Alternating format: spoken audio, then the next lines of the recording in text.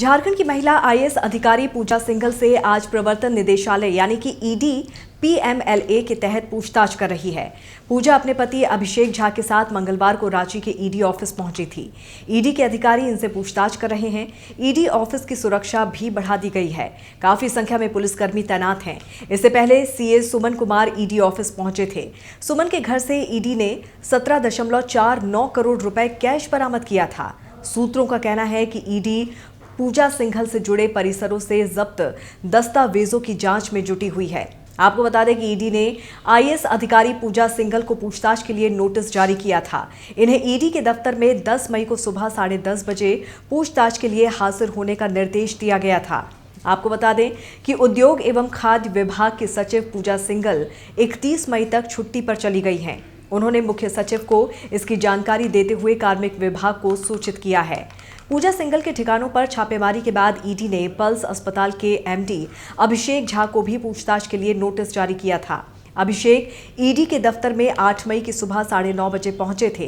पूछताछ के बाद ईडी ने उन्हें रात के करीब 10:30 बजे के बाद घर जाने की अनुमति दी।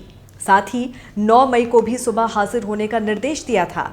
ईडी के निर्देश के अनुसार वो सोमवार को भी सुबह 9:30 बजे के करीब ईडी के दफ्तर में हाजिर हुए थे। करीब 1 घंटे के बाद ईडी के अधिकारियों ने पूछताछ शुरू की थी। इस दौरान उनसे पल्स अस्पताल शुरू करने के लिए जुटाए गए फंड के स्रोतों से संबंधित सवाल पूछे गए। अस्पताल के लिए खरीदे गए मेडिकल उपकरणों की जानकारी ली गई थी। ईडी ने अभिषेक की विदेश यात्राओं से संबंधित सवाल भी पूछे। इसके अलावा पूजा सिंघल के भाई सिद्धार्थ सिंघल द्वारा अस्पताल के निदेशक के रूप में किए गए कार्यों की जानकारी ली गई थी। ईडी की पूछताछ दूसरे दिन भी सीए सुमन कुमार से जारी रही। ईडी के अधिकारियों ने उसके घर से मिली 17.49 करोड़ रुपए की राशि का ब्यौरा मांगा। हालांकि वो दूसरे दिन भी बरामद पैसों का सही स्रोत नहीं बता सके। पूछताछ के दौरान भी उसने ये नहीं बताया कि उसके पास से बरामद पैसे किस किस क्लाइंट के थे।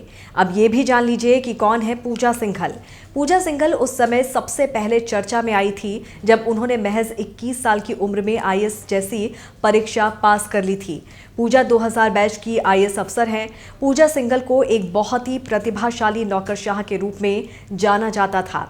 उनकी झोली में कई रिकॉर्ड हैं। पूजा सिंघल का लिम्का बुक ऑफ रिकॉर्ड्स में भी नाम दर्ज है। आईएएस पूजा की शादी झारखंड के कैडर के आईएएस राहुल पुरवार से हुई थी, लेकिन ये शादी ज्यादा टिक नहीं सकी और फिर पूजा ने बिजनेसमैन अभिषेक झा से शादी कर ली, जो पल्स हॉस्पिटल के मालिक हैं। आईएएस बनने के बाद पूजा सिंघल की सबसे पहली पोस्टिंग हजारीबाग में हुई थी।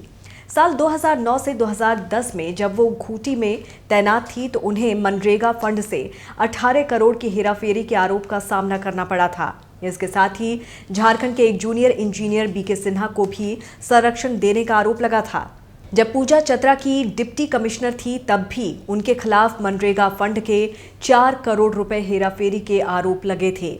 उन्होंने पलामू में भी खदानों के लिए नियमों में ढील देकर जमीन आवंटित की थी। झारखंड में जब बीजेपी की रघुबर दास की सरकार थी तब पूजा कृषि विभाग की सचिव थी। हेमंत सरकार ने भी उन्हें खदान उद्योग और जेएसएमडीसी के अध्यक्ष जैसे अहम विभागों की जिम्मेदारी सौंपी।